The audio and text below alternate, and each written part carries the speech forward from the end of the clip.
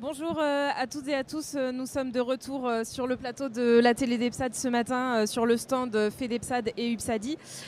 Nous accueillons encore aujourd'hui les acteurs du système de santé sur notre plateau, sur le stand F38. Ce matin on accueille Arnaud Robinet, bonjour, président bonjour. de la FHF et organisateur de ce salon Santexpo. Donc Monsieur le Président, nous allons d'abord évoquer avec vous la thématique de ce salon qui est l'excellence en santé. Notre système de santé est fragilisé et fait face à d'immenses défis. Est-ce qu'on peut parler encore d'excellence quand on connaît ces difficultés-là ? Oui, on peut parler d'excellence, il faut l'affirmer, il faut le marteler. L'excellence est toujours présente, l'excellence de la médecine en France bien évidemment.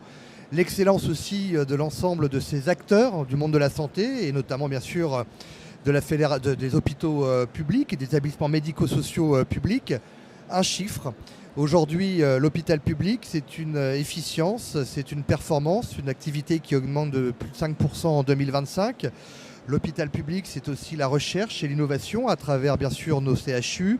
L'hôpital public, c'est l'accueil de tous les patients, quel que soit le niveau social, quel que soit leur lieu d'habitation. Donc oui, l'excellence, elle est là, elle existe avec un système de santé qui est encore performant, mais qui connaît bien sûr des difficultés. Là, il ne faut pas mettre la poussière sous le tapis. Et l'objectif de Santexpo, bien évidemment, c'est aussi de mettre en avant ce qui fonctionne, mais également d'interpeller les pouvoirs publics sur la nécessité de prendre des mesures en termes de réforme du système de santé, d'éviter l'hospitalocentrisme, parce que si on veut répondre aux attentes de nos compatriotes et des Français, qui est l'accès aux soins, c'est l'ensemble des acteurs qui doivent être mobilisés avec plus de coordination entre la médecine de ville, entre les établissements publics de santé, le privé, mais également avec vous, bien évidemment, c'est-à-dire que l'ensemble des acteurs. Séverine Dur, justement, cette excellence en santé, elle est aussi possible grâce aux acteurs de la ville et les prestataires de santé à domicile en particulier ?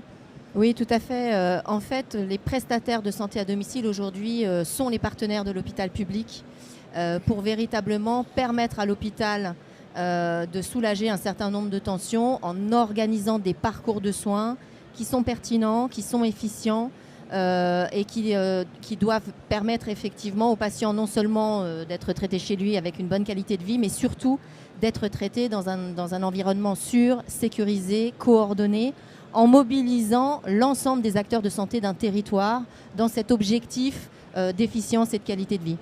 Didier Daoulas, sur ce thème excellence en santé, qu'est-ce qui vous inspire également ? Je pense qu'effectivement, c'est important. L'excellence en santé, c'est ce qui nous anime tous, l'hôpital public, la ville. Et je pense qu'il sera intéressant aujourd'hui pour le futur, c'est peut-être justement, on a l'impression, nous, en tant qu'acteurs de la ville, qu'il y a une frontière entre l'hôpital d'un côté et la ville de l'autre. Donc, ce qui serait peut-être intéressant, je vois qu'il y a probablement une loi qui est en cours de programmation.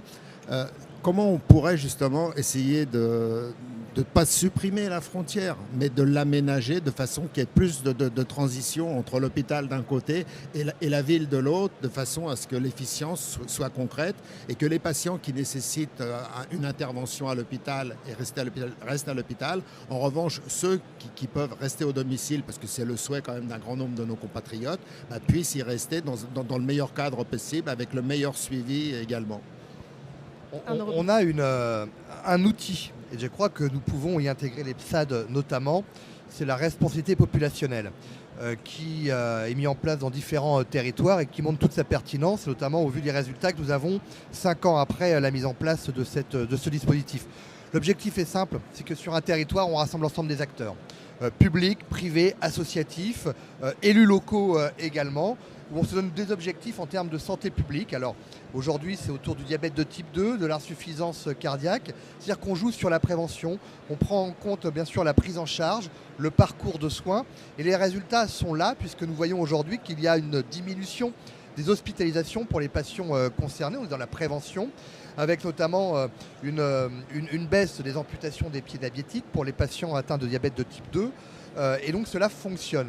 L'objectif, c'est d'intégrer le plus de monde, le plus de partenaires et d'acteurs de l'écosystème sur un territoire pour y aboutir. C'est un exemple parmi tant d'autres, mais bien évidemment, ce qui va sauver notre système de santé, c'est cette coordination et ce partenariat.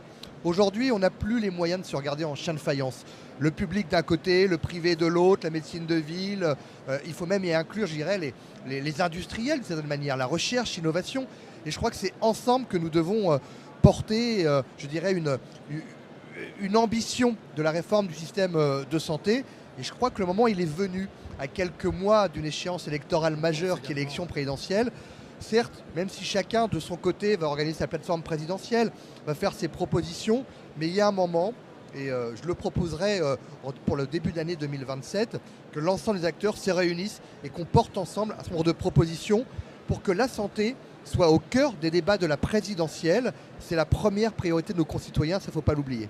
Alors justement, en parlant de présidentielle, votre nom a parfois circulé pour devenir ministre de la Santé ces dernières années.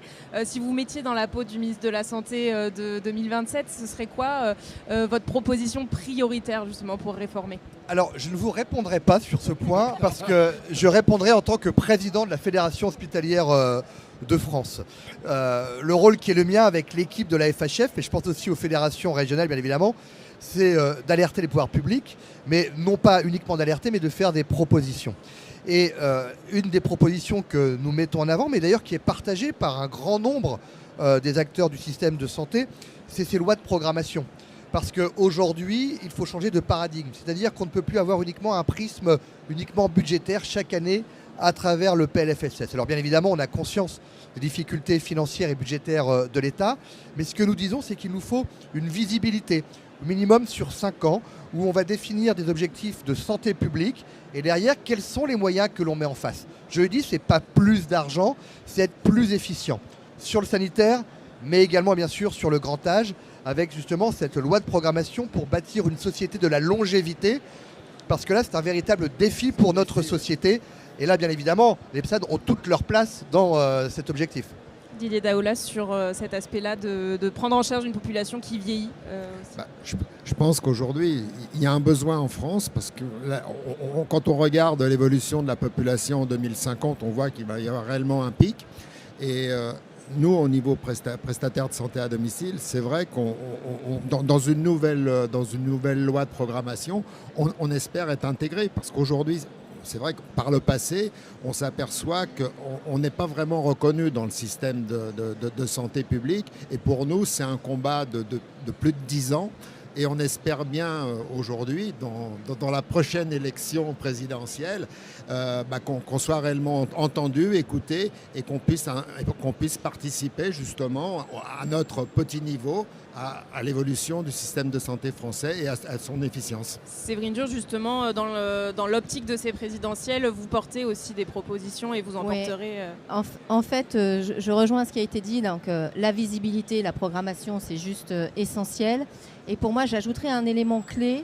Moi, ce que j'adorerais dans ce cadre de cette loi de programmation, I have a dream, moi j'ai toujours beaucoup de rêves, donc j'y crois, c'est que les prestataires de santé à domicile et globalement les soins de ville ne soient plus considérés comme un aval de l'hôpital, mais qu'on rentre véritablement dans une logique de parcours qui soit co-construit avec l'hôpital, qui soit co-construit au bénéfice des patients, donc en fonction de certains critères, des pathologies. Donc c'est vraiment le bon parcours pour chaque patient identifié avec des critères bien définis qui sécurisent sa prise en charge et qu'on pense domicile avant même que le patient arrive à l'hôpital, en fait, que concrètement, et qu'on soit vraiment dans cette logique de parcours. Mais pour construire cette logique de parcours, il est juste essentiel d'entendre les acteurs du terrain. Donc la responsabilité populationnelle, bien évidemment, on sera ravis de travailler sur ces sujets-là. Mais avant tout, il faudrait déjà que les acteurs du domicile, et notamment les prestataires de santé à domicile, soient identifiés comme des opérateurs qui peuvent véritablement venir permettre un passage à l'échelle sur ces parcours de soins, sur ces parcours ambulatoires qui vont venir soulager l'hôpital et qui vont venir nourrir l'efficience du système de santé. Et la FEDEPSAD et l'UPSADI défendent ce rôle de coordination d'EPSAD sur le terrain. C'est un rôle que vous partagez, qui vous semble essentiel aussi, le rôle d'EPSAD dans la coordination de ces parcours, vous en parliez tout à l'heure. Oui, on le voit aujourd'hui. Il y a aussi une volonté de certains patients de rester à leur domicile, et ça, il faut le prendre en compte. Toutes les personnes, je dirais, qui ont besoin de soins ne peuvent pas aller à l'hôpital, ne peuvent pas aller en EHPAD, ne peuvent pas aller dans des établissements. Et donc il y a cette nécessité de se coordonner, bien évidemment, pour assurer l'ensemble des soins à domicile. Et comme je disais tout à l'heure, je crois qu'on a besoin aujourd'hui de tout le monde. Et un parcours de soins, la prise en charge ne se définit pas autour d'un seul acteur. C'est une multitude d'acteurs, de professionnels de la santé qui doivent participer. En fait, c'est une chaîne et chaque maillon est indispensable et essentiel. Merci Arnaud Robinet, on va conclure là-dessus. Merci Séverine Dur et merci Didier Daoulas. Vous pouvez retrouver ces échanges en replay sur la chaîne YouTube La Télé d'EPSAD et sur le stand F38 pour la suite des échanges tout au long de Santexpo. Merci beaucoup. Merci.